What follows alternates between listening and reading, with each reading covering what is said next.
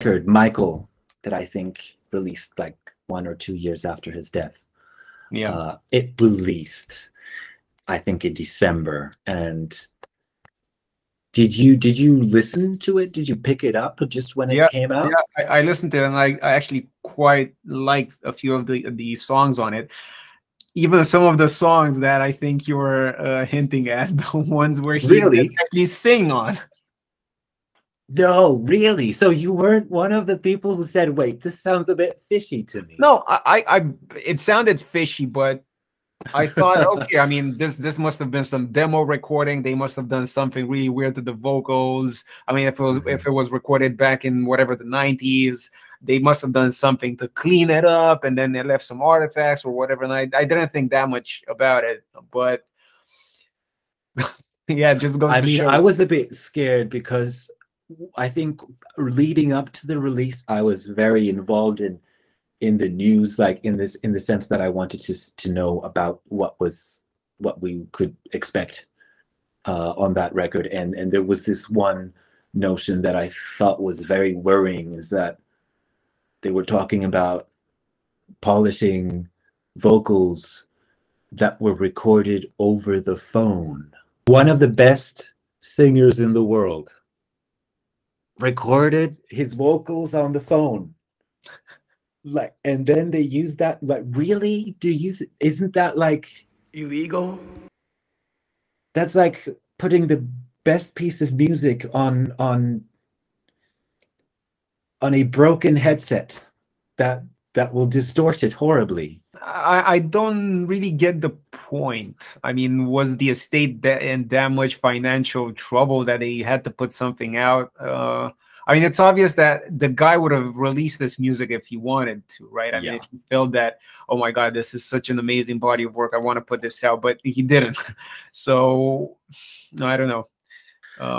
But yeah, the final straw for me was like on 3 songs, there was some random singer singing on the album. So, Right.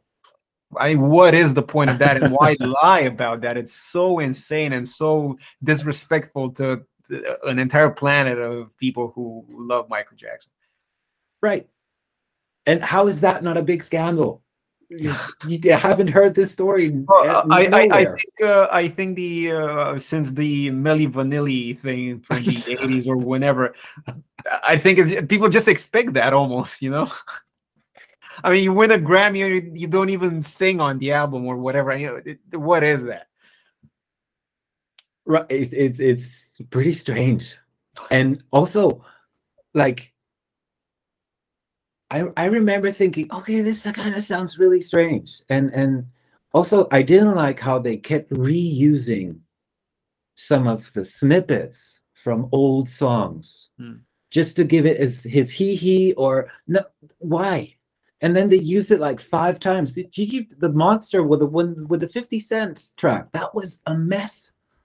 How can you have one scream, an extremely loud scream, the female scream from the track? I counted the scream. It was 10 times. They were not even, they were on the rush. This goes to show that as a society, we're in a way more influenced by the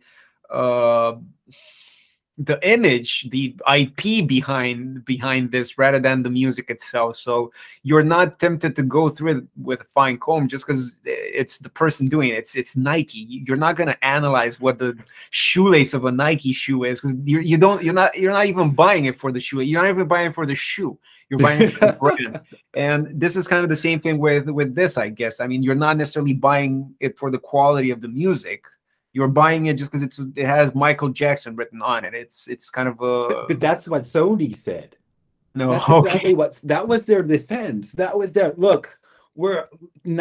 Since they brought a like an audio specialist for crime stuff, and it was this person who said, well, in these other 3 songs, you don't hear the snipping, you don't hear the tapping of the feet on the ground. So it's not Michael Jackson, which I love that. I love that. I hear the snipping, Michael, could you just not do that, please? And it's like, no, I have to dance. So I love that. I love that image. But the thing uh, that I find incredible is so Sony was like, yeah, you caught us, but here's the thing, we're still selling the product of Michael Jackson, even if it's not Michael Jackson. It's some Italian guy.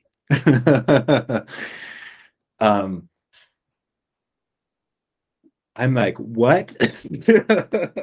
There's nothing about this that is in any way redeemable, I find, on Yeah, a no, everyone who bought that album should have gotten a refund and some sort of compensation.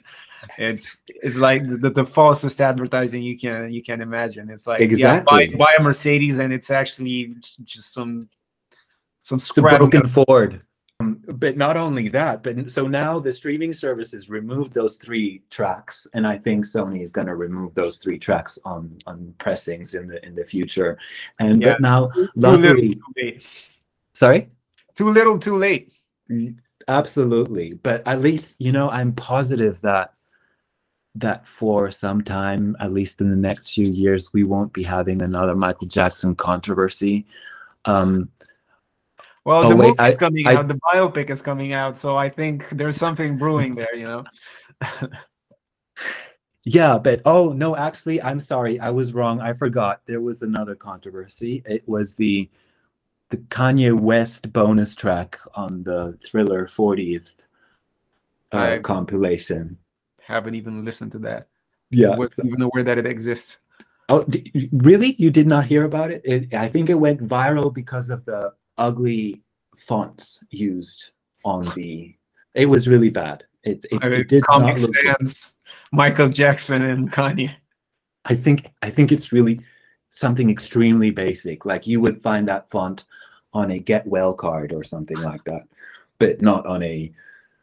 And also, you know, we're 10 years away from the 50th. Just freaking wait for that, right? They won't be able to add new material on the 50th because we know all the material. It's out now. So Well, it's unless that guy who sang on those 3 tracks is available, you know.